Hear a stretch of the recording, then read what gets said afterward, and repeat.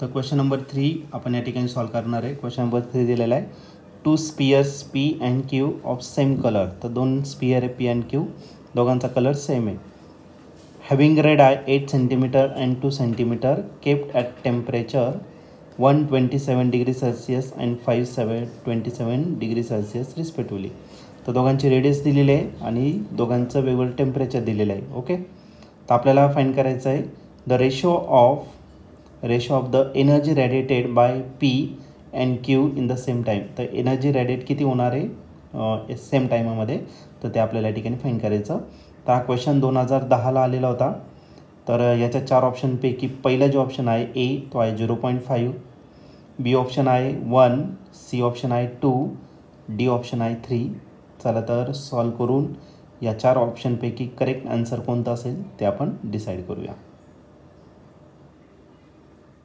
तर या क्वेश्चनमध्ये आपल्याला दोन स्पियर्स दिलेले आहे पी अँड क्यू, दोघांचा कलर सेम आहे आणि पीची जी रेडियस आहे ती किती येतं 8 सेंटीमीटर. मग रेडियस आपण कशाने रिप्रेझेंट करणार तर आरने रिप्रेझेंट करणार. पीसाठी आहे म्हणून पीने रिप्रेझेंट केला तो आणि तो आला 8 सेंटीमीटर. तर या युनिटची कन्वर्जनची गरज नाही कारण की इथं कंपॅरिझन असेल.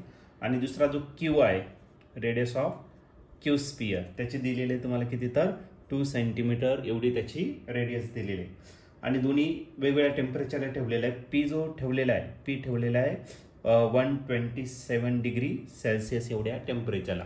पण आपण आन्सर सेल्सिअसमध्ये नको, आपल्या टेम्परेचर तो पाहिजे केल्विनमध्ये. मग याला केल्विनमध्ये जर कन्वर्ट करायचं तर याच्यामध्ये तुम्हाला ॲड करावं लागेल 273, तो झाला केल्विनमध्ये. डिग्री सेल्सिअसचं कन्वर्जन केल्विन. 7 + 3 10 कॅरी 1, 7 + 1 8, 8 + 2 10 परत कॅरी 1, 2 + 1 3, 3 + 1 4. तर हा टेम्परेचर जो आहे पीचा तो किती झाला तर 400 केल्विन. तसं तुम्हाला क्यूचं पण टेम्परेचर दिलेलं आहे आणि या टेम्परेचर जे आहे क्यूचं ते दिलेलं आहे तुम्हाला 527 डिग्री सेल्सिअस. अगेन कन्वर्ट दिस डिग्री सेल्सिअस इंटू केल्विन. मग 527 त्याच्या किती ॲड करायचा 273. तर या सेल्सिअसचं कन्वर्जन कसं झालं केल्विनमध्ये. 7 + 3 10 परत 7 प्लस कॅरी गेला 1 म्हणजे 7 + 3 परत 10 झाला कॅरी 1, 2 + 1 3, 3 + 5 झाला 8. मग टेम्परेचर झाला 800 केल्विनमध्ये. तर आपल्याला रेशो फाइंड करायचं एनर्जी रेडिएट करणारे पी आणि Q at the same time. तर एनर्जी रेडिएट करणारे टाईम दोघांचा कसा दिलेला आहे तुम्हाला सेम दिलेला आहे. आता एनर्जी रेडिएट जर केला, रेडिएट पॉवर जर घेतला म्हणजे amount of heat radiated per unit area per unit time हा डायरेक्टली प्रपोर्शन असतो 4th power of its absolute temperature. आणि जर तुम्ही याला जर प्रपोर्शनॅलिटी कॅन्सल केलं तुम्हाला काय लागेल प्रपोर्शनॅलिटी कॉन्स्टंट आणि T⁻² का असणार तर 4 असेल. मग एनर्जी म्हणजेच आपला क्यू झाला आणि टाइम सेम आहे. मग एरिया इकडे डिवायडेड इकडे काय करा तर मल्टिप्लाय करा. क्यू = आपलं काय भेटेल तर AT सिग्मा T⁻⁴.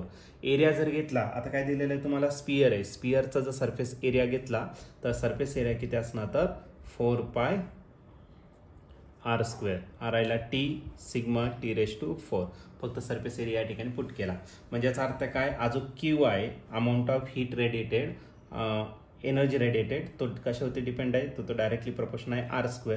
टाइम तर कॉन्स्टंट आहे, सिग्मा पण कॉन्स्टंट आहे. दुसरा काय राहिला तर T⁻⁴. मग r² आणि T⁻⁴ याच्यावरती डिपेंड आहे. मग आपल्याला एनर्जीचा रेशो फाइंड करायचा P/Q. मग एक काम करा, एनर्जी पीचं कन्सिडर करा, त्याला डिवायडेड करा. एनर्जी कोणाची तर क्यूची. ओके, मग इथं काय असणार आर कोणाचा तर पीचा, r² आणि टी पण आहे पीचा, त्याचा कितवा 4th पॉवर आणि total divided by the r⁵² divided by TQ त्याचा पॉवर किती तर 4 येईल. ठीक आहे, आता रेडियस आपल्याला दिलेली आहे, रेडियस सेपरेट करू आपण. ओके, आणि याला सिम्प्लिफाईड करू. मग आपल्याला एनर्जी रेडिएट करायचा पीचा डिवाइड बाय एनर्जी रेडिएटेड क्यूचा. ओके, आर जो दिलेला आहे पीसाठी जो आर दिलेला आहे तो किती सेंटीमीटर आहे 8 सेंटीमीटर आणि क्यूसाठी जो दिलेला आहे तो किती तर 2. दोघांचा स्क्वेअर आहे. मग एक काम करतो ब्रॅकेटचा स्क्वेअर करून घेतो. त्यानंतर तुम्हाला टेम्परेचर दिलेलं आहे कोणाचं पीचं, त्याला केल्विनमध्ये केलेलं आहे तो किती तर 400 आणि डिवायडेड बाय आपला जो हे दिलेला आहे क्यूचं टेम्परेचर तो किती तर 800, त्याचं किती पॉवर आहे 4th पॉवर आहे. ओके, आता 2ने जर याला डिवायडेड केलं 2 × 1 2 4चा किती झाला 8 आणि 4चा जर स्क्वेअर तर 4चा काय येईल मग स्क्वेअर येईल.